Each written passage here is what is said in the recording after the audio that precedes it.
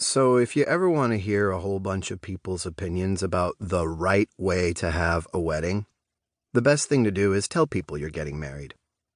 And then I guarantee you will be up to your armpits in other people's opinions. For me, personally, the hearing everyone's opinion part was not the number one reason I asked Dorothy to marry me. I asked her to marry me because I love her.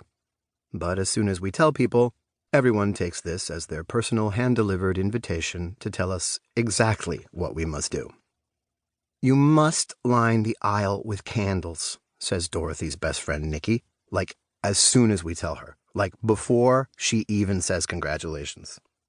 And the candles should ascend in height all the way up the aisle as a symbol for how your love and commitment grow stronger and burn brighter every day. We're trying to keep things small and simple, I say. We really don't want our wedding to turn into a big complicated production.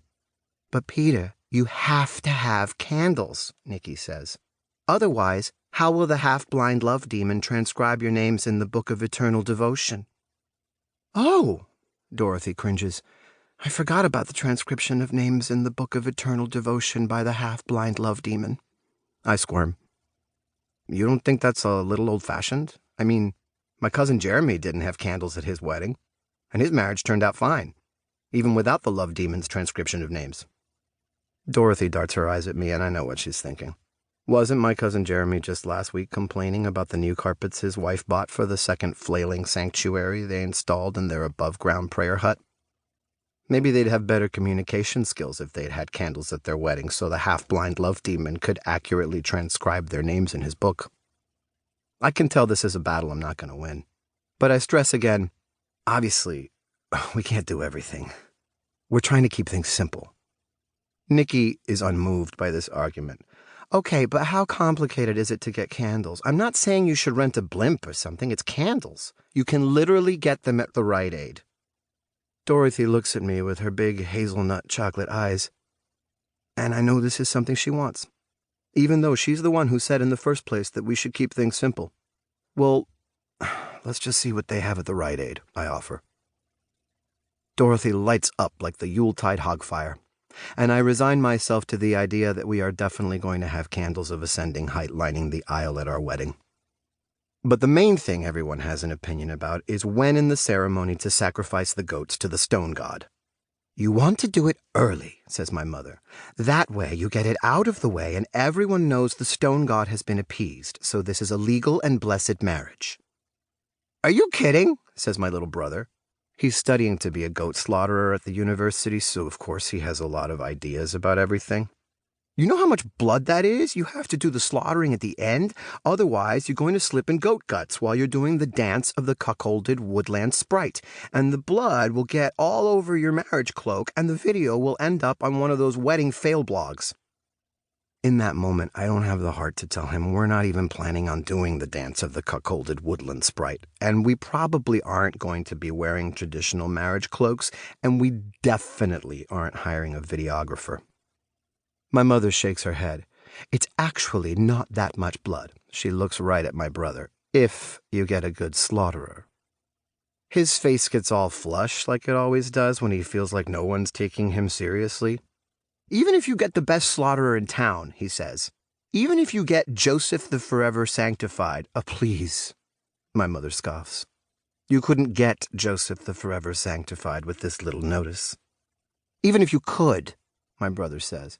I'm telling you, it's going to be a lot of blood. Dorothy puts a napkin over her pasta marinara. I'm done eating. I'm sorry, I say on the drive home from the Olive Garden. I know my family's a little intense. I love your family, says Dorothy. They're just trying to help. We should have eloped, I say. We could have avoided all this stress and spent the money on a honeymoon.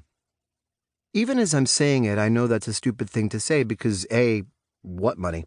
The only reason we can afford to have a wedding at all is because Dorothy's dad is a real mover and/or shaker over at the Divinatory Rune Company, and he got his branch to sponsor us. I was a little ambivalent at first about having a corporate-sponsored wedding, but it is Dorothy's dad after all. It's not like we're just shilling for LensCrafters or something. And if it means we get to have our wedding at the good church, with the stained glass windows and the comfortable seats, instead of the multi-purpose room at the rec center, which, no matter how many candles you light, always smells a little like disinfectant and cottage cheese. Like as if someone tried to use disinfectant to cancel out the cottage cheese smell, but then it smelled too much like disinfectant, so they brought in more cottage cheese, and they're still to this day struggling to get the perfect disinfectant to cottage cheese ratio. Well, if we can avoid that whole mess, then maybe it's worth a few tasteful divinatory rune company banners and a brief mention in our vows of the many benefits and useful applications of affordable, twice-sanctified divinatory runes. But furthermore, B, even if we could afford to go somewhere for a honeymoon, we both know I couldn't take the time off. I'm already planning on working over harvest week, since the quarry pays time and a half on all holidays. And I'm counting on that bump to help cover rent, while Dorothy's getting her master's in social work. Really, the only thing stressing me out is the goats thing, says Dorothy. Once we figure out what to do with the goats, everything else falls into place. All of a sudden, I have a crazy idea. So crazy, I feel like I can't even say it out loud, but as soon as it worms its way into my head, I feel like I can't not say it, so I blurt out, "You want to just not sacrifice any goats?" Dorothy is silent for a moment, and I know that as soon as I stop the car, she's going to get out and run away and never talk to me again, and the next time I see her is going to be in a photo on the cover of a trashy tabloid at the checkout line with the headline, "My fiancé didn't want to sacrifice goats." But instead, Dorothy says, "Can we do that?" And I say, "Dorothy, it's our wedding. We can do whatever we want." She smiles, and I feel like how Clark Kent must feel when he overhears someone talking about Superman. But doing whatever we want turns out to be a real headache when we're applying for our marriage license. "How many goats are you going to sacrifice to the stone god?" asks the woman at window 5.